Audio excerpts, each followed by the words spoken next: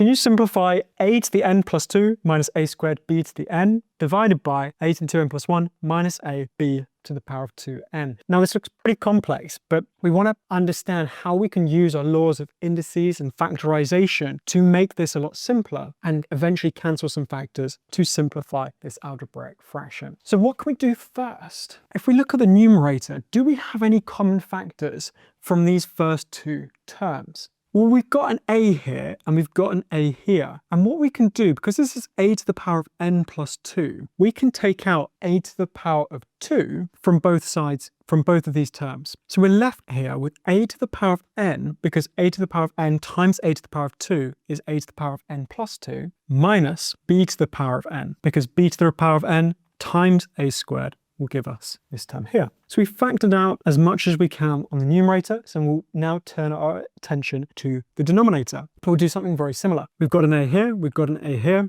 We're going to factor that out to be left with a to the power of 2n inside of our brackets minus b to the power of 2n. Okay, and now of course we can cancel our a with a square. We're just left with one a on the numerator rather than two a's on the numerator, and now we must be done. Or are we? What can we do with this numerator and denominator, with these two parts inside the brackets? Well, you might know that any even power is a square, and because we have an even power here, an even power here, we've actually got a difference of two squares. So we can actually factorize this denominator a little bit further. So the numerator stays the same and our denominator becomes a to the power of n plus b to the power of n times a to the power of n minus b to the power of n, because these are both squares and we're just using the difference of two squares. And now, as you can see, well, now we've got another common factor on the numerator and the denominator, which we can cancel. So we're just left with 1 over a to the power of n plus b to the power of n. If you like that, drop me a follow for more maths content like this.